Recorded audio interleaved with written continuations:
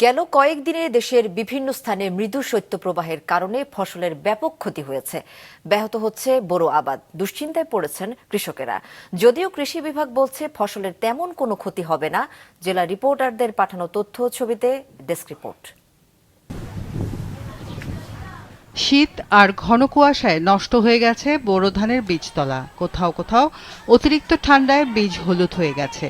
গেল কয়েক সপ্তাহ ধরে দিনাজপুরে মৃদু শৈত্যপ্রবাহ থাকায় বোরো আবাদ নিয়ে বিপাকে পড়েছেন কৃষকেরা। নষ্ট হয়ে যাওয়ায় নতুন করে বীজতলা তৈরি করতে হবে বলে জানান কৃষকেরা। এতে বাড়তি খরচের পাশাপাশি নির্ধারিত সময়ে বোরো উৎপাদন নিয়ে শঙ্কায় তারা। খুব ঠান্ডা পড়তেছে, মানে বীজের সমস্যা, মারাও গিয়েছে অনেক। এগুলো যদি আমরা আবাদ করতে না পারি তাহলে আমরা সংসার চালাবো কি করে, খাবো কি করে? আমরা হলুদ হয়ে যাচ্ছে, হলুদ হয়ে যাওয়ার কারণে কি ওষুধ দিব সেই ব্যবস্থা আমাদের দিতে হবে। যখন আসলে টানা 3 থেকে 4 দিন সূর্যের আলো দেখা যায় না, ওই সময়টাতে দেখা গেল যদি একটু রশি টানা দিয়ে দেওয়া হয় এবং আমাদের রাতের বেলায় আসলে বীজতলাটাকে কিছুক্ষণের জন্য শিশিরটাকে মানে যদি ছোঁয়ানো যায় তাহলে সেটা আসলে বীজতলার জন্য খুবই উপকারী। আর এই পদ্ধতিগুলো অবলম্বন করলে আসলে আমাদের মৌসুমের তাপমাত্রা যদি কমেও যায় সেক্ষেত্রে আসলে বীজতলার উপরে তেমন কোনো প্রভাব পড়বে না।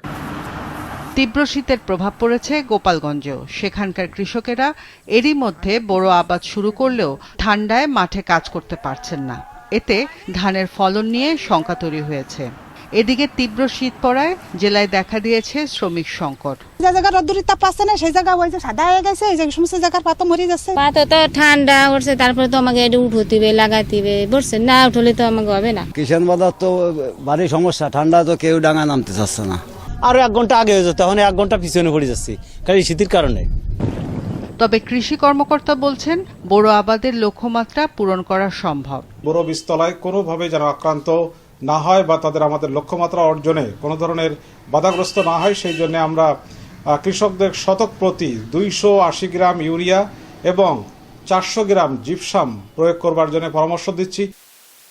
এদিকে গাইবান্ধায় 165টি চরাঞ্চল সহ 7 উপজেলায় মিষ্টি কুমড়ার ফলন নিয়ে ব্যাপক ক্ষতির মুখে পড়েছেন চাষিরা। ফলন ভালো ও লাভ হয় চলতি বছর সাঘাটায় 56, ফুলঝুরিতে 112, সুন্দরগঞ্জে 76, পলাশবাড়ীতে 20, গোবিন্দগঞ্জে 29, সাদুল্লাপুরে 60 ও গাইবান্ধা সদরে 75 হেক্টর জমিতে মিষ্টি কুমড়ার আবাদ হয়েছে। রওশন জাহান মিষ্টি, মাছরাঙা নিউজ ডেস্ক।